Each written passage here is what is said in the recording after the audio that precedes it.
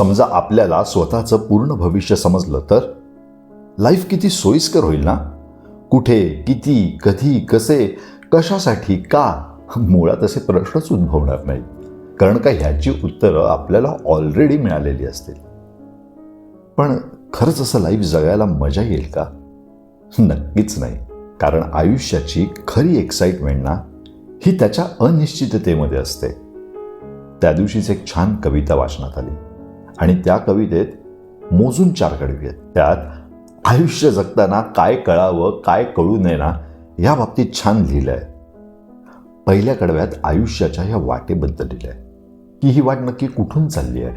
माळरानावरनं चालली आहे की जंगलातून चालली आहे, छोटीशी वाट आहे, कुठे वळणं घेते, काय घेतात, ह्यातले जे सिक्रेट्स आहेत ना ते कळले नाही तरी चालतील.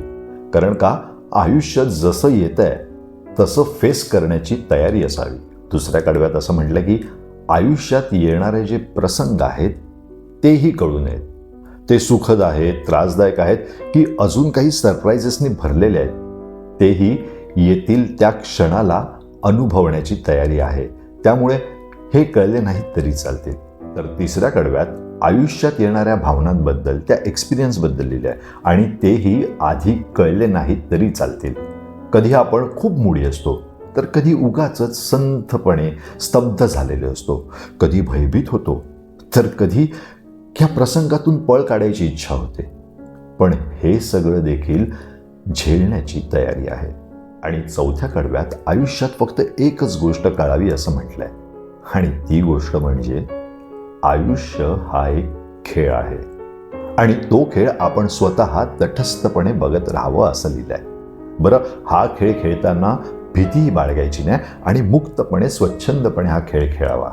की जसं की आपण उंचावरून कुठे चाललो आणि जर का अचानक तिकडनं पडलो तर खाली पडण्याची भीती न बाळगता निळ्या आभाळाकडे बघत स्वतःला समर्पित करून त्या क्षणाचाही आस्वाद घ्यावा. एवढं सकारात्मक एका छोट्याशा कवितेत लिहिलेलं आहे. ऐकूया ही कविता. मला न वाटे कधी कळावे, कुठे चालली वाट चिमुकली, माळावरुनी बना खालुनी, गूढ निरागस कोठे झुकली. मला न वाटे कधी कळावे, सुगंध कसला पुढील क्षणाला, आणि पाकळीवरी तयाच्या फिका गडदवा रंगही कसला. मला न वाटे कधी कळावे, काहे जीवन लहरी मंथर, दीपते झुकते भीतेने लपते, थोडे आतुर थोडे कातर. एक कळावे, एक कळावे खेळच सारा, बघत दर्पणी चालायाचा. एक कळावे खेळच सारा, बघत दर्पणी चालायाचा, उलट्या छपरावरुनी चालत निळ्या आभाळी पडावयाचा. उलट्या छपरावरुनी चालत निळ्या आभाळी पडावयाचा. कवयित्री इंदिरा संत यांची ही कविता. खूप सहज आणि सोप्या शब्दात मांडलेला आयुष्याच्या अनिश्चिततेकडे बघण्याचा सकारात्मक दृष्टिकोन.